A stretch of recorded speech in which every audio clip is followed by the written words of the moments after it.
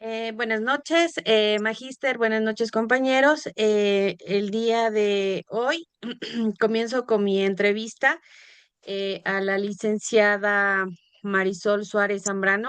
La licenciada trabaja actualmente en el Ministerio de Educación, Distrito 8. Bienvenida, Marisol. Te agradezco igualmente por ayudarme a concretar este tema de investigación. Esta entrevista va a ser muy importante porque va a aclarar muchos puntos de mi tema de investigación. Como te comentaba en mensajes anteriores, el tema de mi investigación en específico es del bullying que no se detiene, fallas en la prevención y atención tras un caso específico que pasó en mi sector, Toctiuco, y en ciertos sectores, ¿no? Que está a nivel nacional. Bienvenida, Mari. Muy buenas noches.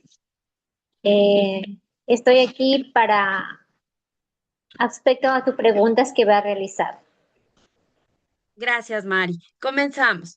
Eh, Desde tu experiencia en el DC, en este distrito del Ministerio de Comunicación, ¿cómo se identifica que un caso de conflicto entre estudiantes ha pasado a convertirse en una situación de bullying? ¿Y qué indicadores consideras que ustedes como personal de este ministerio tendría que intervenir? Bueno, actualmente estoy en una institución, jornada matutina y vespertina. Mi horario de entrada es a las 7 de la mañana hasta las 15 horas. En respecto a la pregunta, pues cuando se detectan estos tipos de bullying, digamos, si la persona del estudiante que está afectada comunica, se puede intervenir. Y hay muchos casos que no comunican. Por ejemplo, el bullying no se da dentro de la institución, sino que afuera, como indica tú que has sabido darse en algunas situaciones. Y cuando se previene, cuando se da a conocer, se entrevista al estudiante, a las dos afectadas, se le realiza la acta de compromiso, se le llama a los representantes para dar a conocer la situación que está sufriendo la niña. Con los puntos el estudiante, con los representantes, pues se firma ahí el acta de compromiso. Y si sigue la situación, pues se elabora ahí, se siguen los protocolos y se elabora el informe. ¿Cuáles son los protocolos cuando realmente hay un bullying, que hay una pelea? este, Dialogar con los estudiantes frente al representante legal, se llama a la máxima autoridad, están estudiantes, padre de familia, máxima autoridad y personal del DES. En este caso, pues, se le indica los protocolos que van a seguir. Si ha habido una pelea o algo, pues se elaborará el informe 0.4, se da la máxima autoridad para que se lleve a cabo a distrito, y esto es un proceso. Si es grave la situación, pues ya en distrito toman el proceso. Tomando el proceso de esos estudiantes, si ha habido el bullying, ellos se da seguimiento. Se deriva el MSP y se le da charlas a los estudiantes y contención emocional tanto al estudiante como a las familias. Las entrevistas. Ya, Mari, entonces aquí acabamos de mencionar todos los actores que participan en este proceso. Según la denuncia que realiza, en este caso, serían los padres de familia, ¿no? Como representantes de los estudiantes. Claro, como te vuelvo a indicar, si ya hay una denuncia, pues ya es otro proceso porque la situación ya es grave. Entonces, con esa denuncia, el padre de familia se ve afectado, que se, él pone la denuncia en la fiscalía. Con ese proceso de denuncia, pues se elabora el informe, se va a distrito y hay una derivación al MCP y se da el seguimiento a los estudiantes. Ya, Mari. Y en este caso, por ejemplo, porque esto debe llevar un tiempo de proceso, no, pienso que no es de la noche a la mañana. Eh, ¿Cómo se actúa ustedes como funcionarios, como autoridades de la institución, en este caso, como para protección del niño que está recibiendo este bullying, este maltrato de parte de la otra parte? Ya, si el caso ha sido de un bully, algo así, pues se toman las medidas de protección. Por ejemplo, se da un proceso, pues se dan las entrevistas psicológicas, las derivaciones, y en ese lapso que el estudiante ha sido afectada y se encuentra realmente afectada ella misma, que se sienta, le da un lapso de 15 días, una semana, un mes de las clases, digamos, las clases asistidas. ¿Qué es la clase asistida? Como el estudiante está tan afectada y la madre solicita un permiso que su hija está afectada y desea que tener un lapso de 15 días o un mes en su casa. Se le hace el proceso, se firma acta de compromiso, se da a conocer a la máxima autoridad, que en este caso es el rector, y de ahí se hace un informe, se da a conocer a la tutora que el estudiante va a estar un mes en su casa para que le envíen las tareas. Entonces la tutora se comunica con los docentes que le imparten clase a ella y forman un grupo de chat ellos, y la madre de familia va semanalmente a ver las tareas, lleva y trae. Ese proceso se lleva a la madre que ha solicitado, por ejemplo, 2 semanas o un mes. En el caso de este bullying, si hay otro proceso de caso que hayan niños que estén hospitalizados o que tienen una enfermedad catastrófica, es la misma situación. Ya, Mari, ¿y qué pasa con el agresor? Es que los dos se toman medidas de protección a las O dos sea, ahí sí, personas. ahí no hay, ¿cómo sería? Ahí no hay, por ejemplo, como tú me dices, de la víctima, tú me hablas de la víctima que se le da 15 días ustedes ya hacen los estudios psicológicos, supongo, entonces va a su casa 15 días. Entonces, ¿qué pasa con el agresor? ¿Sigue asistiendo al colegio o también se le aísla de la institución? No, en esos dos casos son las dos personas, las dos estudiantes o ambos personas que hayan armado un conflicto, porque los dos están afectados, el uno por actuar y el otro por ser el agresivo. Entonces, en este caso son las dos personas. Ya, comprendo, Mari. Y en este caso, por ejemplo, hablamos de las situaciones que se podrían decir que son como agresiones físicas, ¿no? O sea, que haya un contacto físico. Ahora veo mucho y escucho mucho en niños, por ejemplo, que no eres gordo, eres flaco, que eres feo, que eres tonto, que no entiendes, que esto, o sea, esto también se maneja mucho en las instituciones, pero esto ya no sería un contacto tanto físico, sino como psicológico. ¿Qué hacen ustedes, Claro, institución, si un niño decide hablar, más o menos, o decide ya. callarse porque también se sienten amenazados? Por ejemplo, hay un factor muy importante, son los docentes. Ellos conocen sus estudiantes, detectan, por ejemplo, si es un estudiante ha sido activo, todo eso, y de la noche a la mañana cambia. Se dialoga, ella conversa, se llama a los padres de familia, ella indica la situación, o a veces el estudiante indica que tal persona, tal estudiante le manifiesta tal situación, y ellos dan a conocer al departamento del DS, y nosotros, por ejemplo, armamos el equipo y vamos a dar charlas en las áreas en el aulas. Temas sobre el bullying, temas sobre el respeto, temas sobre de la sexualidad, toma del abuso, de todos. Se arman los temas para hablar sobre eso. Y también lo del bullying. Hay un cronograma. Y a través de ese cronograma, pues, realizamos nosotros las charlas. Ya, Mari, o sea, muy importante eso que tú mencionas, que ese papel tan importante del docente. Por ejemplo, ahora yéndonos a la otra parte de docencia, en este tiempo actual, el docente también está amarrado las manos. ¿Por qué? Porque ahora son los niños de cristal, ¿no? Yo que tengo en mi experiencia una niña en una institución, ahora ya no puedes tú gritarles, no puedes tú hablarles duro, no puedes retarles a los niños, porque eso causa una denuncia al maestro.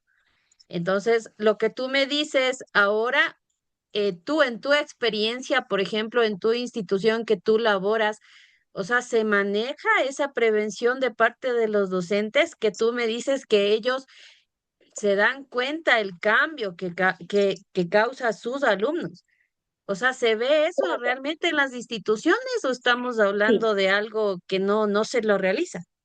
no, en eso es importante, se detectan, antes de empezar el año lectivo, pues, eh, tienen los docentes tienen talleres en ese aspecto, por ejemplo, cómo trabajar con los niños, cómo detectar.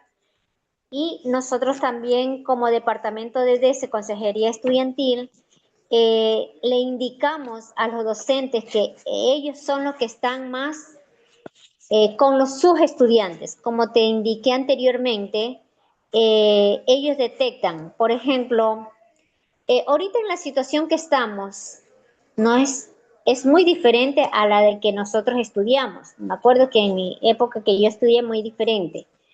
Los docentes pues tienen que tratar sus estudiantes con una amabilidad, con respeto y todo hacia sus estudiantes. Entonces, como ellos tienen un trato, conocen a sus estudiantes, o a veces los estudiantes se acercan y le dicen de alguna situación que está pasando. Entonces, si el estudiante indica, manifiesta a la docente, ella nos indica como el departamento de DS que un estudiante le indicó un problema que estuvo o tiene con la niña. De ahí es que nosotros, como departamento del DS, organizamos juntos con los padres de familia, porque no hay violencia todavía. Cuando hay una violencia que se da en el instante, pues ahí se activan los protocolos que realmente se debe realizar. Pero acá como nomás la niña indicó, pues tenemos que nosotros, Departamento del DS, hacer un plan y dar charlas a los estudiantes. Y si no, pues conversar el estudiante, porque no, como son menores de edad, nosotros como departamento del DS no podemos coger en estudiante y que nos converses. Tenemos que llamar al representante, junto al representante y el estudiante, para que escuche su mamá o el papá o la tía, alguien que mayor a él que está, porque es menor de edad, pues ahí se comienza un diálogo. Entonces, la madre escucha o ve siempre y cuando hay un problema muy grave. Qué bueno, Mari, qué bueno que lo que mencionas. Y también te quisiera preguntar, como dices, ustedes están en una continua capacitación, charlas con la parte de docencia, pero ¿qué pasa, por ejemplo, con esta información de protocolos? Yo como madre de familia, ustedes como institución, ¿hay charlas de informativas? O sea, que ustedes puedan hablar con los padres de familia y decir, ¿saben qué? ¿Cómo tenemos nosotros como padres, cómo tenemos que actuar ante un caso? Sí, te cuento que sí, bueno, en la institución que estamos y más que todo, en todos los distritos, creo que como Ministerio de Educación, pues a veces hay charlas para escuelas para padres. Entonces, en esas escuelas para padres que damos en equipo, junto a los padres de familia, pues es un trabajo bien fuerte porque ahí hay comentarios o dicen esto. Entonces, si una mamita tiene algún problema, nosotros hablamos en general de todo tipo, del bullying, de los problemas psicológicos de pareja en el hogar, los niños que le afectan, los niños a veces son afectados. Entonces, en ese tipo de reuniones, pues hay madres de familias que después de que hayan terminado las charlas que hemos tenido, pues madres de familia se acercan al departamento del DC y no manifiestan. Entonces, esto es como una pacto, una alerta que ella tiene o que nos da nosotros para nosotros dar seguimiento al estudiante de algún problema o a la familia, indicarle los protocolos que deben de seguir y como padre de familia cómo debemos educar a nuestros hijos y cómo debemos portarnos. Por ejemplo, en la parte de adolescencia es muy complicado. ¿Por qué? Porque la adolescencia tiene otros pensamientos no como los niños, porque son niños y tú les preguntas. En cambio, en la adolescencia, pues a veces mienten o algo, ellos se inventan. Pero ¿quién conoce más a sus hijos? Son la mamá, porque en cualquier aspecto o algo, si tú conoces a tu hijo que era así tranquilo o algo y de repente la actitud, el comportamiento del estudiante, algo está pasando. Entonces, en esas reuniones a veces las madres manifiestan que está sospechando eso, el comportamiento de su hijo, entonces le indicamos algo está pasando. Y de verdad, de las conversaciones ahí afloran los temas o algo, o dicen o manifiestan los estudiantes que son, digamos, un estudiante que no tiene confianza con algo muy grave. Entonces, con las conversaciones, los temas, pues, ellos indican y sale ahí el problema, indican, por ejemplo, hay un estudiante que dice, cuando hablamos nosotros del alcohol, de las drogas, temas así, y el daño lo hace que perjudica al ser a las personas, pues, como a veces ahorita en la actualidad que tuvimos que son adolescentes, que realmente recién están caminando en ese mundo. Los papás no conocen y a través de la charla, pues, ahí se enteran o tienen confianza con los papás y le dicen. Entonces, las madres de familia, cuando detectan, dialogan con sus hijos, le dan tiempo, porque a veces le recordamos a sus hijos, le digo, cuando usted le va a decir algo, por muy ocupada que nosotros estemos, tenemos que prestar atención a los chicos, sea los jóvenes o sea los niños pequeños. Y así usted se gana la confianza y dice, y así hemos, con las conversaciones y el diálogo que ha tenido la madre de familia con su hijo, ha detectado ello algo negativo, le ayudamos así y muchos chicos que realmente han salido de algún mundo o que han intentado a ingresar a un mundo negativo, por ejemplo, la droga, el consumo de droga. Ok, Mari, qué bueno saber eso. Y en tu experiencia, cuáles serían las principales dificultades que enfrenta el DC, ustedes como institución, para prevenir y atender oportunamente estos casos de bullying dentro de las instituciones educativas? Bueno, en cada año lectivo, pues nosotros trabajamos y como en cada año lectivo, cuando comienza el año lectivo, tú has trabajado con estudiantes que realmente ha trabajado durante un año. En ese año tú ya conoces los estudiantes, dialogado, has conversado. El problema a veces es cuando en el año lectivo comienza, ingresan estudiantes nuevos. Por A o B se cambian de una institución a otra. ¿Por qué? Porque han tenido algún problema. Entonces, como han tenido un problema grave, ya eh, han tenido problemas y han tenido informe y le Reincidentes, han en dado serio. seguimiento. Claro, han tenido informe y le han dado seguimiento. Entonces, ya no quieren ir a esa misma institución. Entonces, ¿qué va?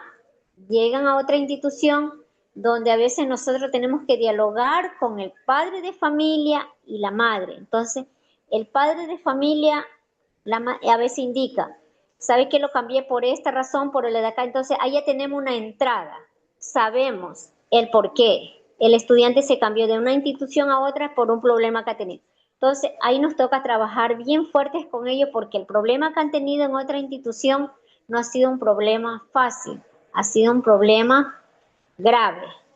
Entonces, tenemos que trabajar con con ese estudiante y con la madre de familia. Claro, el estudiante viene de otra institución por algún problema, pero aquí, si usted no ayuda, ayudamos y trabajamos con el estudiante para seguir adelante, porque si no el problema sigue. Y ahí te cuento que a veces algunos estudiantes que han seguido así, donde han optado porque le seguimos, le damos charlas, le llamamos acá, le orientamos, le guiamos, vamos a los cursos, han optado a veces por cambiarse de jornada o cambiarse a otra institución, como ahorita hay facilidad que tú te puedes cambiar. Como ve que es en el lugar, por ejemplo, en la institución de nosotros estamos, damos seguimiento al estudiante, damos seguimiento al padre de familia. Entonces, ha habido casos que a estudiantes se han cambiado a otra institución. Entonces, ahí es un poco complicado porque tenemos que trabajar con el estudiante. Ok, Y no lo podemos cambiar. Nosotros no podemos cambiarle al estudiante de la mañana, de la noche a la mañana. El trabajo es en equipo. Papá, estudiante, docente y nosotros. claro, eso sería como la parte central, como tú dices, de ese trabajo en equipo, se podría decir, porque sin ustedes como institución, como funcionarios de este ministerio, sin la autorización de un representante legal, no se podría hacer nada. Y sin No. una denuncia tampoco. Si hay una buena denuncia, tiene que el padre de familia poner la denuncia. Si el padre de familia no pone la denuncia, tiene que ser la autoridad, porque ya se ha dialogado con el padre de familia, pero él no quiere poner la denuncia. Como ya se conoce el caso, la situación de que, por ejemplo, te vamos a dar un ejemplo de un abuso sexual. Si el padre de familia no pone la denuncia y como está ahí en la institución, tiene que el rector poner la denuncia. Por eso que cuando algo se entera de eso, de esa situación, tenemos que llamar al padre de familia. Y si el padre de familia se rehúsa o algo, sí voy o algo, pero para nosotros estar seguro que el padre de familia va, a veces le hacemos acompañamiento. En este caso, a mí como persona me pasó un caso de eso, porque no nos confiamos que la señora dice que sí, sí iba y pone dificultad, vamos mañana, y en ese caso de denuncia son 24 horas que tienes que actuar así, activar los protocolos y enseguida actuar. La señora llegó, fuimos allá, dice, no, yo voy mañana, pero ya sabíamos el caso. No esperar hasta mañana, señora, tiene que ser hoy día, hoy día. Hablamos ahí en equipo y dicen, no, aquí la acompaña una persona del DS, vamos señora, ponemos ya la denuncia, con ya el papel, con ya la denuncia y todo eso, que la señora puso denuncia, ahí sí, estamos que la señora puso la denuncia, damos los pasos a seguir, los protocolos y dar seguimiento, derivación al MCP, informe al distrito 0.4 y de ahí se le da seguimiento mes a mes a la estudiante, porque eso nos piden a nosotros. Entonces, Sí. ese estudiante tiene que ir a la derivación, cómo está, darle charla psicológica en el estado emocional de la estudiante, cómo está, pero eso también le ayuda bastante cuando lo atiende el MCP. Por ley tiene el MCP de atender al estudiante y darles terapia. Ok, creo que está súper claro el protocolo. Ahora yo también puedo decirte como madre de familia, creo que tanto padres como ustedes, docentes, tenemos ese mismo porcentaje de responsabilidad porque a nosotros como padres, como tú mencionas, nos toca estar pendientes de cambios de ánimo, de ver que los niños estésen bien, porque es importante que ellos, así como actúan en el colegio, actúan en la casa, entonces a nosotros nos toca estar alertas y qué bueno, porque me das tú la tranquilidad de que los protocolos del ministerio están funcionando. Pero como tú dices, y vuelvo y recalco, sin una denuncia, como yo representante legal del menor, no podríamos hacer nada. No, en un caso de eso es importante la denuncia para seguir los protocolos y ya con una denuncia ya es otra situación porque ya está la denuncia en la fiscalía, este, activar nosotros como departamento del DESE, elaborar el informe, como te digo, darle las charlas, contención emocional a la estudiante y darle seguimiento de las citas que acuda al MSP, Ministerio de Educación, Ministerio de Salud. Claro, Mari, qué bueno en esa parte. Y bueno, como te comentaba, mi tema de investigación surge a partir de un caso en específico que pasó acá por mi sector, por Toctiuco. Más o menos te pongo en contexto, la niña se suicidó por temas de bullying, o sea, ya yo trabajé también, he estado trabajando en el tema investigativo con la mamita de esta niña. Entonces, en este contexto te pregunto, ¿qué reflexiones consideras que deja este tipo de situaciones sobre el funcionamiento de los mecanismos de prevención? Porque hablamos de prevención antes de. Entonces, ¿qué mecanismos de prevención ustedes manejan como institución y la protección dirigida a estos estudiantes, ¿no? Ya, por ejemplo, cuando se da este tipo de bullying, el caso que tú mencionas, ahí es muy importante la familia. Si la niña mencionó algo y la mamá en el comportamiento, uno tiene que darse cuenta en el comportamiento de su niño, de su hija. Como te mencioné anteriormente, la niña era activa, sí, acá, pero si la niña pasaba encerrada en su cuarto o algo, tenía que la mamá acercarse con la niña, conversar, darle confianza, ese tipo de confianza en el estudiante. Si la persona a veces pasa muchos casos, muchos problemas porque el padre de familia no le presta atención al hijo, así sea los pequeños, adolescentes o ya adultos. Porque como padre, como te mencioné, yo me doy cuenta de la actitud y el comportamiento y le doy un seguimiento. ¿Qué es lo que está pasando? Voy, converso con ella. Si no, ella no está segura o algo así, yo voy y converso en el colegio con la tutora o con el departamento del DS que su niña le ha mencionado esto. Si hay la confianza y le dice, pero si la niña no sabe nada, ahí es un punto que la profesora se da cuenta de la estudiante. Y si no se da cuenta del estudiante, pero algo tiene que ver observado, algo se manifiesta en esa situación. Por eso digo, el rol importante es de la familia. Aunque sea somos como padres, trabajamos, en la actualidad trabajamos papá y mamá, pero como trabajamos hay que estar pendientes del adolescente, conversar 5 minutos o algo cuando tú llegas de tu trabajo o algo, que le dediques 5 minutos a tu hijo o a tu hija es importantísimo, porque a veces muchos estudiantes a veces dicen, es que mi mamá no me presta atención, el trabajo o algo. Por ejemplo, de un niño pequeño que tiene 5 o 6 años. El niño corre y te dice, mamá, te voy a decir algo, te voy. A veces como madre nosotros fallamos. Espérate, ya mismo estoy ocupada o algo, voy a atender a tu ñañito, cualquier cosa.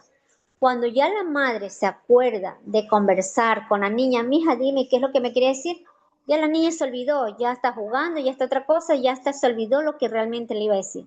Y eso es una clave importante cuando tú le prestas atención, tu niño te va a conversar algo, deja lo que está haciendo y préstale atención que te va a mencionar algo. Y ese es la clave importante y como te digo, son los docentes y nosotros, si trabajamos en una institución, tenemos cuenta en bajas calificaciones, la docente se baja en comportamiento, baja las calificaciones, la estudiante se aísla, no quiere nada, algo está pasando. Entonces, parece que acá, en el caso que tú mencionas, quizás la mamá no se dio cuenta y si se dio cuenta no le prestó atención. Y si le prestó atención ya fue muy tarde.